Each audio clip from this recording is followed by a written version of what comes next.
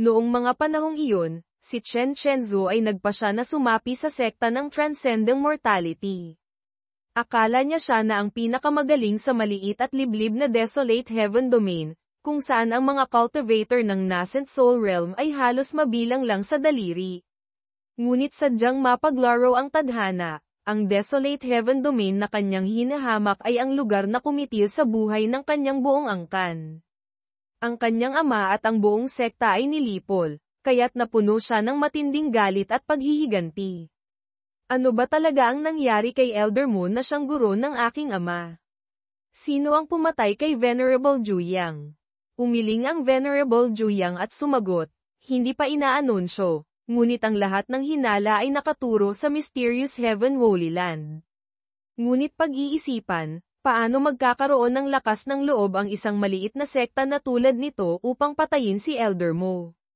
Maaari ba nilang gawin iyon sa pamamagitan lamang ng Nascent Soul Realm na cultivation ng kanilang balingkinitang sect master, Su Qingluan? Mahirap paniwalaan. Pagkarinig nito, biglang nagliwanag ang isipan ni Chen Shenzhou at mabilis siyang nag-isip. Buong tapang niyang sinabi, kung gayon, tiyak na may ibang nakatago sa likod nito. Pagkatapos ay mariin niyang idinagdag, ngunit anuman ang mangyari, ang pagkamatay ng aking ama at ang pagkalipol ng ating sekta ay hindi maaaring palampasin na parang tubig na dumadaloy. Determinado akong alamin ang buong katotohanan, kahit na sino pa ang aking masagasaan. Hindi ako naniniwala na ang isang maliit na sekta na gumagapang lang ay may kapangyarihang gumawa ng ganito kalaking bagay hanggang sa mapuksa ang Mysterious Heaven Holy Land, at ang balingkinitang sect master Su Qingluan na iyon ay tiyak na pupunta na sa kanilang mga ninuno. Pagkarinig nito, mariing nagsalita si Venerable Juyang ng may pagtuturo. Ngayong lumitaw ang isang sinaunang lihim na kaharian sa Desolate Heaven Domain, magpapadala ang ating sekta ng mga elder na may proteksyon ng mga divine beast. Tandaan mo, sa iyong pag-alis, ikaw ang kakatawan sa Transcending Mortality sect. Huwag mo akong ipahiya, kapag nakaharap mo ang malalaking kapangyarihan, makipagkumpetensya ng buong lakas para sa mga kayamanan at ipaghiganti ang ating sekta.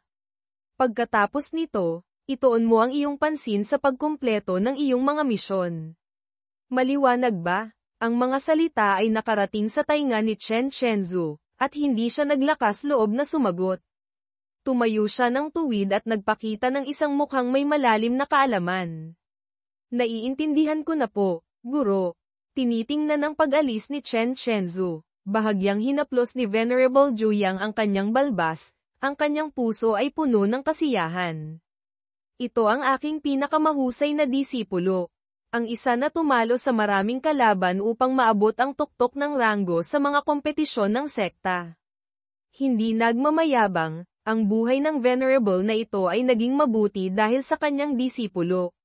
Bukod dito, sa pagkakataong ito, binigyan siya ng Patriarch ng mahahalagang mapagkukunan. Tiwala siyang malalampasan niya ang hadlang ng Great Ascension Realm at makakarating sa Tribulation Transcending Realm.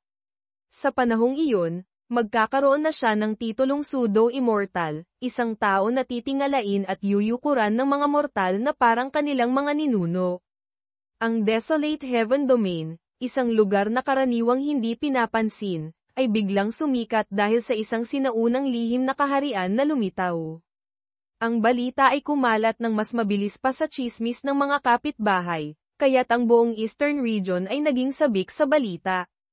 Mula sa mga walang hanggang imperial na dinastiya hanggang sa mga pamilyang cultivator at maging sa mga malalaking sekta, lahat ay sabik na sabik.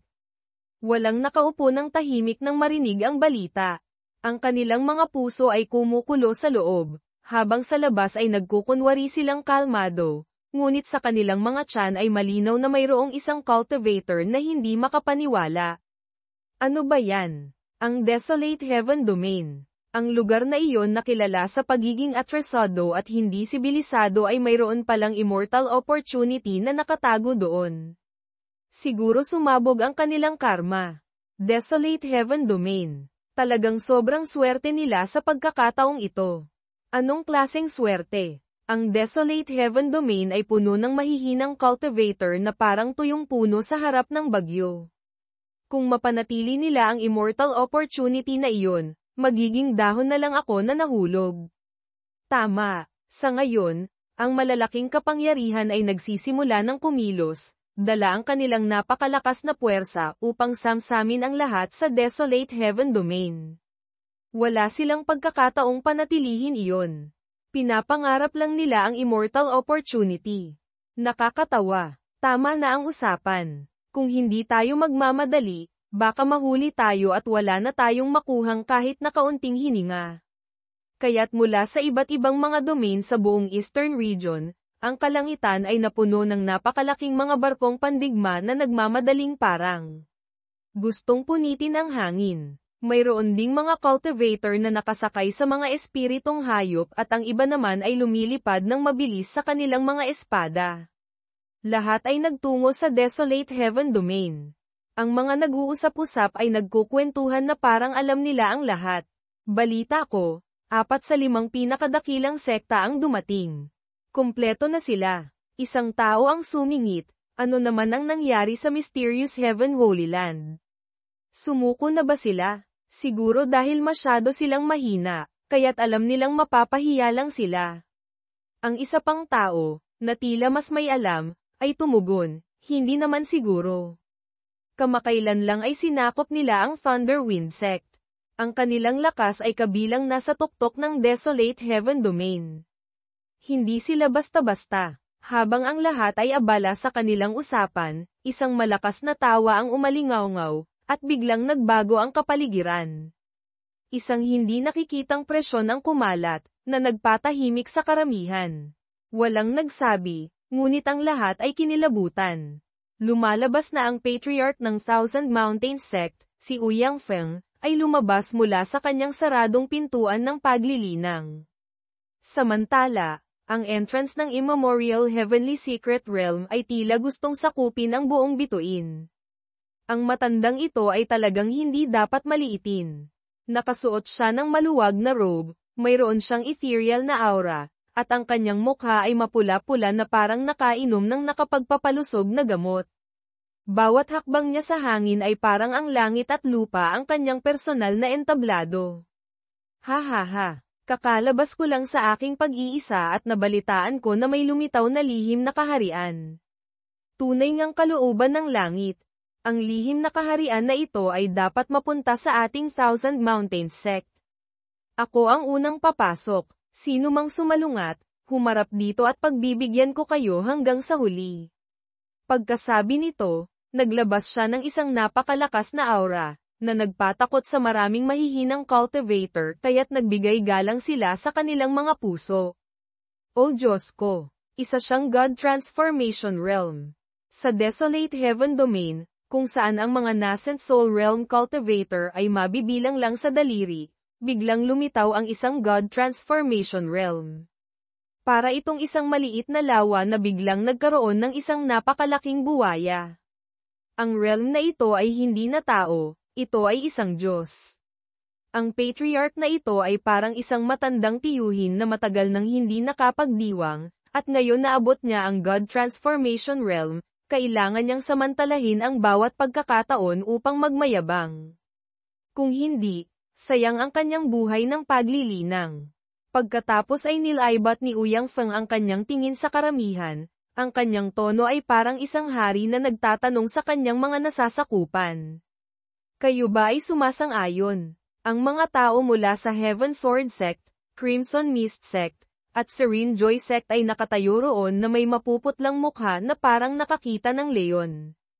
Ang kanilang mga mata na nakatingin sa patriarch ay puno ng paggalang at takot. Kami ay susunod sa utos ng banal na Panginoon. Pagkarinig nito, tumingala si Ouyang Feng at tumawa ng malakas, ang kanyang puso ay puno ng pakiramdam ng tagumpay. Pagkatapos ng maraming taon ng pagsasara at masigasig na paglilinang, sa wakas ay naging pinakamakapangyarihan ako sa Desolate Heaven Domain. Ang aking reputasyon ay tumutugma sa aking kapangyarihan. Hindi lamang ako nakatayo sa tuktok ng cultivation world ng Desolate Heaven Domain, kundi isusulat ko rin ang aking pangalan sa kasaysayan bilang isang walang hanggang simbolo. Ang mga casual cultivator sa paligid ay walang masasabi. Tiningnan nila si Ouyang Feng nang may pagtanggap at pagpapasakop. Sinong maglakas loob na sumalungat kapag ang aura ni Ouyang Feng ay napakalakas na gusto nilang lumuhad na lang doon. Maging ang mga cultivator na lumilipad sa kalangitan sa kanilang mga espada ay agad na bumaba. Walang naglakas loob na lumipad sa tabi ng Patriarch dahil sa takot na baka hindi niya magustuhan at sila ay mapahamak. Nakita ito, ang lahat ng mga disipulo ng Thousand Mountain Sect ay naghiyawan at pumalakpak, tumatalon na parang nanonood ng mga paputok sa bagong taon. Ang kanilang mga mukha ay nagniningning na parang sila mismo ang naging mga Diyos.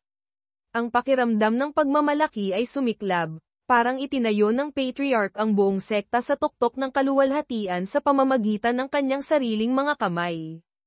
Ang Patriarch ay makapangyarihan. Ang Patriarch ay walang kapantay. Ang Patriarch ay mabubuhay magpakailanman. Ngunit bago pa man maipagmalaki ni Ouyang Feng ang lahat ng kanyang God Transformation Realm aura, mula sa lahat ng direksyon ay dumating ang sunod-sunod na malalakas na aura na parang isang malaking bagyo. Narito na ang Heavenly Martial Sacred Hall. Kayong mga katutubo ng Desolate Heaven Domain, kung alam ninyo ang mabuti para sa inyo, umalis kayo sa daan. Lumitaw na ang Illusory Shadow Sect. Sino mang mananatili ay mananagot. Ang First Legion ng Peaceful Heaven Imperial Dynasty ay dumating. Sino mang humarang ay hahanapin ang kanilang sariling kamatayan. Ang napakalaking mga barkong pandigma ay lumitaw mula sa kawalan, kasinlaki ng mga lumilipad na lungsod na nakalutang sa labas, na puno ng mahiwagang mga porma sayon. Ang pagtingin pa lamang sa kanila ay magpapakaginhawa sa iyo ng 3 beses dahil sa presyon. Ang mga bandila ng militar ay humahampas sa hangin, ang kanilang aura ay nag-aapoy na para bang handa silang wasakin ang buong Desolate Heaven Domain sa isang simpleng pagwagayway ng kamay.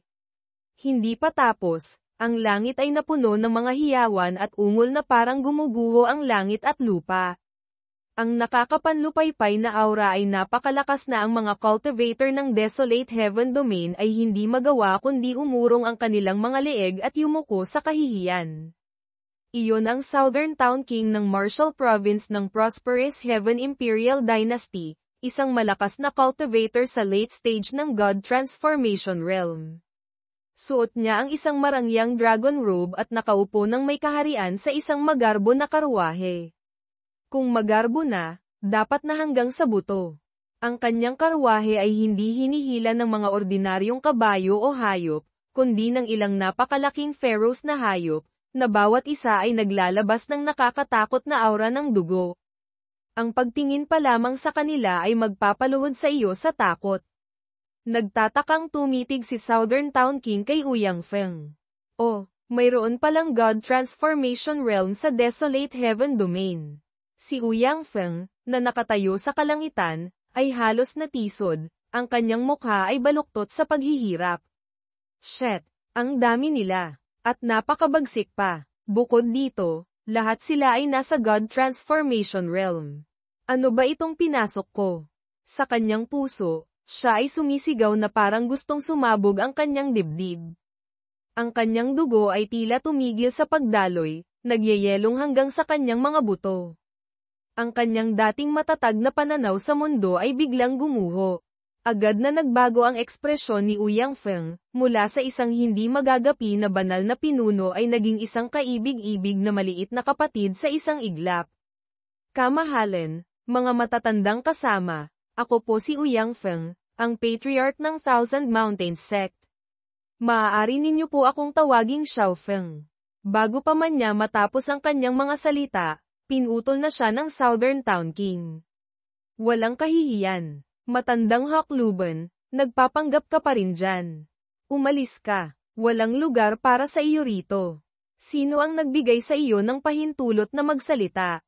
Pagkasabi nito, ang mga mapanghamak na halakhak ay umalingaw mula sa lahat ng dako, parang isang koro ng musika. Ang buong grupo ng mga dayuhang cultivator mula sa 13 domain ng Eastern Region ay tinitingnan si Ouyang Feng na parang nanunood ng isang komedya. Ito ba ang gusto mong maging patriarch? Ang sakit sa tiyan ko sa kakatawa. Nakakainis. Ano pang ginagawa mo dyan? Huwag mong sabihin sa akin na iniisip mong karapat-dapat kang tumayo sa parehong antas namin. Katutubo ng Desolate Heaven Domain. Talagang walang modo. Kahit na nagtagumpay kang umabot sa God Transformation Realm, isa ka pa ring pinakamababang uri sa God Transformation Realm. Matandang Hakluban, bumaba ka na. Huwag mo nang ipahiya ang buong Desolate Heaven Domain. Narinig ito ni Ouyang Feng, at ang kanyang mukha ay paulit-ulit na nagpula at namutla. Ang pakiramdam ng pagkainis ay gustong sumabog ang kanyang dibdib. Totoong malupit ang kapaligiran dito. Ngunit hindi ibig sabihin nito na ang mga tao sa Desolate Heaven Domain ay hamak. Ako, kahit papaano, ay isang God Transformation Realm. Dahil lang ba sa aking pinagmulan kaya't dapat akong yumuko at hayaan ninyong gawin ang gusto ninyo sa akin. Dahil hindi na niya matiis ang kahihiyan, sinubukan ni Ouyang Feng na mabawi ang kanyang natitirang dignidad. Ang kanyang mukha ay pulang-pula at ang kanyang mga ugat sa leeg ay nakalitaw habang sumisigaw siya. Ako, kahit papaano, ay isang cultivator ng God Transformation Realm. Anong batayan ang mayroon kayo para pagmalupitan at hamakin ako? Hindi ako si Suko. Ngunit bago pa man niya maibuhos ang lahat ng kanyang sama ng loob, ang mga dayuhang cultivator ay muling sumigaw, matandang aso, gusto mo na bang mamatay? Pagkatapos, bawat isa sa mga God Transformation Realm cultivator mula sa mga dayuhang kapangyarihan ay sabay-sabay na nagpakita ng kanilang pagkainis. Ang kanilang nakamamatay na aura ay hamampes na parang isang alon ng dagat, na nagpalamig sa gulugod ni Ouyang Feng at nagpanginginig sa kanyang buong katawan. Sinubukan niyang lumaban, ngunit napigilan siya ng presyon mula sa Southern Town King, na bumagsak na parang isang malaking bundok, kaya't ang kanyang mga salita ay nahinto sa kanyang lalamunan. Talagang napakahamak at walang galang. Mga cultivator ng Desolate Heaven Domain na gustong magmalaki. Ang paghinga ni Ouyang Feng ay lalong bumigat, ang dugo sa kanyang katawan ay tila kumukulo.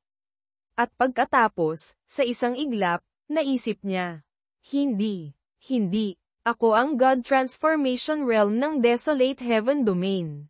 Ako ang pinakamakapangyarihan sa Desolate Heaven Domain. Kung kahit ako ay aaminin na ako ay hamak, ano pang pag-asa ang mayroon ang Desolate Heaven Domain na ito? Kung ako ay tumakas ngayon dahil sa takot sa kamatayan, hindi ako naiiba sa paglikha ng isang demonyong hadlang sa aking puso. Mabubuhay ako na parang patay, at mawawala ang aking mukha sa harap ng sinuman. Pagkasabi nito, hinugot ni Ouyang Feng ang kanyang espada, ang kanyang hitsura ay puno ng kahambugan at pag-iisa, ngunit nakasisilaw na walang sino man ang naglakas loob na balewalain siya. Hindi ako basta-basta, sino mang gustong sumubok, lumapit. Pagkarinig nito, ngumisi ang Southern Town King, ang kanyang mga mata ay tumitingin kay Ouyang Feng na parang isang langgam. Matandang aso, hayaan mong ipakita ko sa iyo ang pagkakaiba natin. Para tayong langit at lupa. Pagkasabi nito, iwinagayway niya ang kanyang kamay, at ang malakas na kapangyarihang espiritual ay naging isang napakalaking kamay, na may dalang nakakatakot na awtoridad, at bumagsak ng diretso kay Ouyang Feng na parang gustong durugin siya. Sumigaw ng malakas si Ouyang Feng, hindi man lamang natakot. Iwinagayway niya ang Kunshan Sword, at isang nagniningning na gintong espada ang sumugod, na parang isang gumuhong bundok, at winasak ang kawalan. Isang malakas na pagsabog ang yumanig sa buong lugar. Nang mawala ang alikabok, si Ouyang Feng ay nakatayo pa rin ng matatag, hawak ang Kunshan Sword sa kanyang kamay, ang kanyang hitsura ay parang isang matayog na bundok. Kahit na dumudugo ang sulok ng kanyang bibig, ang kanyang mga mata ay puno pa rin ng determinasyon. Ang ngiti sa mukha ng Southern Town King ay agad na nawala, at ang kanyang mga mata ay nagpakita rin ng galit. Hindi pinapansin ang kalagayan ng kanyang kalaban, iwinagayway ni Ouyang Feng ang kanyang espada at sumigaw, subukan mo ito. Pakiramdam na parang nasampal, lubos na nagalit ang Southern Town King at sumigaw, sige na. Tama na ang biruan. Matandang aso, seryoso na ako ngayon. Pagkasabi nito, iniunat niya ang kanyang kamay at tinawag ang 9-rank Primordial Origin Mace. Sa sandaling lumitaw ang mace, yumanig ang langit at lupa, at ang malakas na hangin ay nagpahiwatig sa alikabok, na nagdulot ng kaguluhan sa mga cultivator sa paligid. Ang kanilang mga mukha ay namutla sa takot. Ang Kunshan Sword sa kamay ni Ouyang Feng ay labis na nanginig, at ang kanyang buong katawan ay napilitang maglabas ng magulong enerhiya ng dugo. Sa wakas, isang direktang hampas ng mace ang nagpatalsik sa kanya sa malayo, at ang dugo ay bumulwak sa kanyang bibig. Ang kanyang matangkad na katawan ay bumagsak sa lupa na may malakas na tunog, at ang alikabok ay kumalat sa lahat ng dako. Si Ouyang Feng ay nakahiga ng walang galaw, puno ng dugo. Ang dugo sa kanyang bibig ay bumulwak. Pagkatapos, iginapang ni Ouyang Feng ang kanyang katawan, ang magkabilang kamay ay nakasandal sa kanyang espada. Nakakaawa ang kanyang kalagayan, ngunit ang matandang ito ay matigas pa rin. Mariin niyang sinabi, para sa karangalan, sulit ang pagbagsak. Gusto ko lang sabihin sa inyong lahat, ang mga cultivator ng Desolate Heaven Domain ay hindi madaling matakot. Ang kanyang malakas na ungol ay tumagos sa kalangitan at bumagsak sa lupa, direktang tumatama sa tainga ng bawat isa.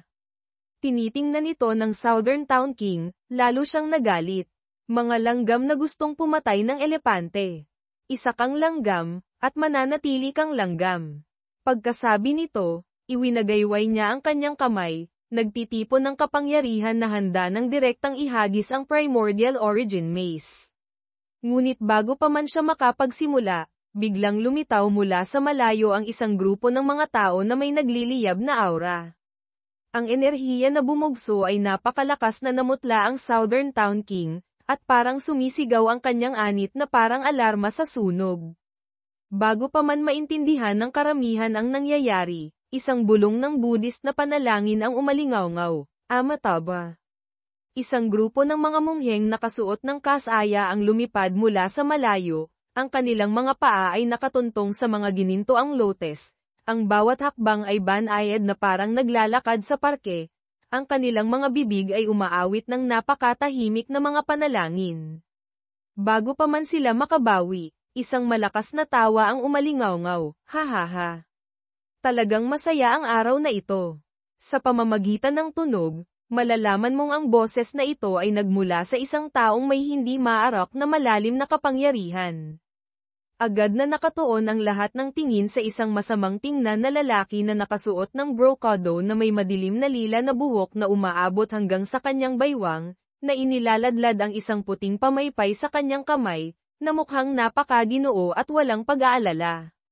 Ngunit ang pinakanakakagulat ay hindi ang kanyang hitsura, kundi ang kanyang sinasakyan, isang karwaheng kulay ginto na hinihila ng 9 na flood dragon na ang lahat ng cultivation level ay umabot sa God Transformation Realm.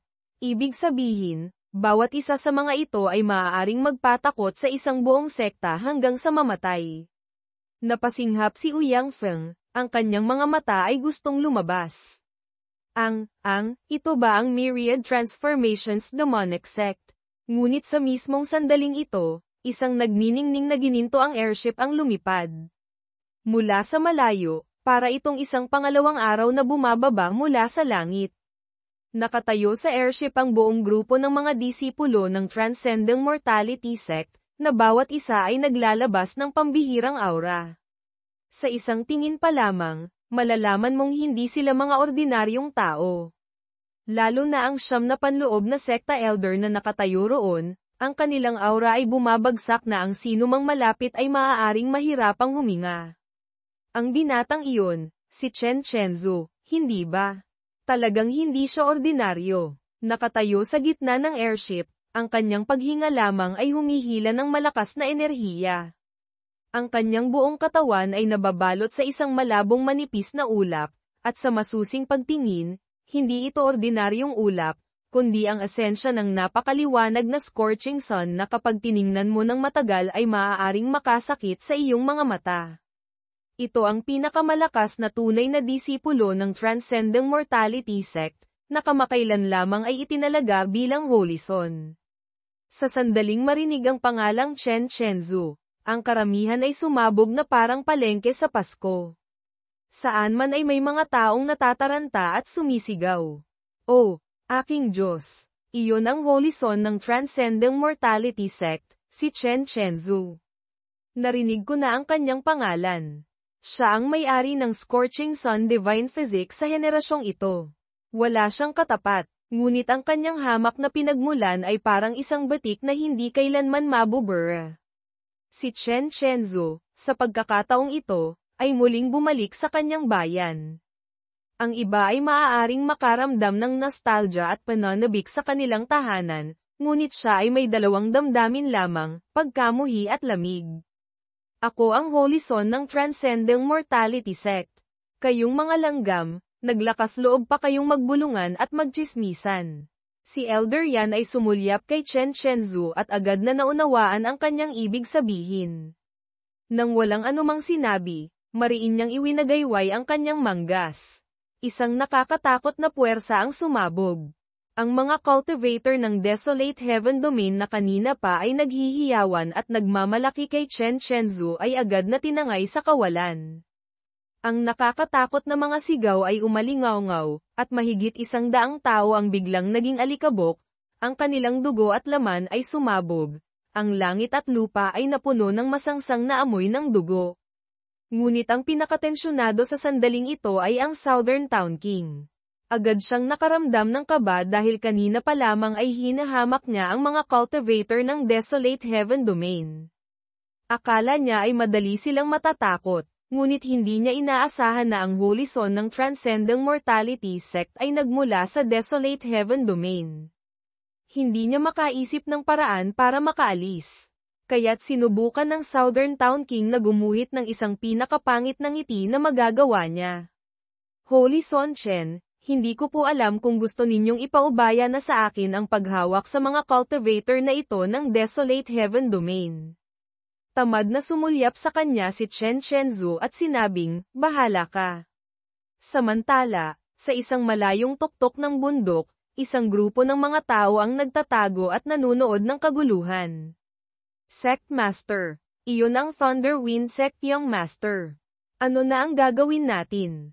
Ang Sect Master, si Shu Yun-ian, ay nakaramdam ng mabilis na pagtibok ng kanyang puso na parang tambol, ang kanyang mukha ay kasing higpit ng isang taong hinahabol ng utang.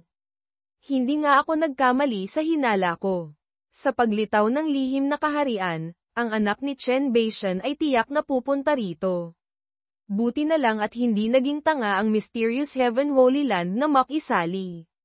Nervyosong nagtanong si Pickmaster Zheng Junfeng, Sect Master, habang abala sila sa pag-agaw sa lihim na kaharian, maaari ba tayong tahimik na tumakas? Napakalaki ng Eastern Region, makakahanap tayo ng lugar na mapagtataguan muna. Sang-ayon si Pickmaster Changshang, sumasang-ayon ako. Hindi ba ninyo naririnig? Ang taong iyon ay isang Holy Son na ngayon. Kung mananatili tayo rito, malilinis lang tayo. Oo, tama. Sandali lang, nasaan na si Junior Brother Ye? Tama, si Junior Brother Ye ang tanging pag-asa ng Mysterious Heaven Holy Land. Nasaan na siya? Ngunit bago pa man sila makatakas, nanlaki ang mga mata ni Shu Yun-ian. Mga kasama, tingnan ninyo. Parang dumaan na si Junior Brother Ye roon. Dali, hilahin ninyo siya pabalik, may labanan sa kabilang banda, at nandoon pa si Chen Shenzhou. Kung sumugod si Junior Brother Ye sa panahong ito, para na rin siyang naghahanap ng kanyang sariling kamatayan. Ngunit bago pa man sila makahabol, nagpahayag ng kanyang pagdating si Ye Junlin, ang kanyang boses ay labis na mayabang. Ano ba yan? Muli na namang binubuli ng mga dayuhan ang Desolate Heaven Domain. Hindi ba kayo magulo kung wala ako? Tumigil kayo dyan. Huwag kayong magkagulo. Ako na ang bahala rito.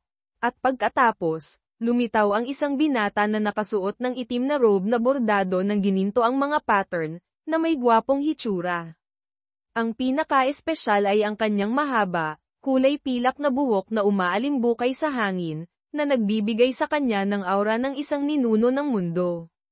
Sabay-sabay na bumaling ang lahat ng tingin sa direksyon ng boses. Ang lahat ay nanlalaki ang mga mata na gustong makita kung sino ang walang galang na naglakas loob na sampalin ang mukha ng mundo sa ganitong pagkakataon. Ngumisi ng malamig si Chen Shenzhou. Ang kanyang tono ay puno ng panunuya, ang kanyang mukha ay parang gustong sumugod. Sinong aso ang tumatahol dyan? Sabihin mo ang iyong pangalan. Umi-ngo si Ye Junlin at sumigaw ng malakas, ang kanyang aura ay hindi lamang hindi natakot kundi lubos pang nang ibabaw. May problema ka ba sa mata? Ako si Ye Junlin.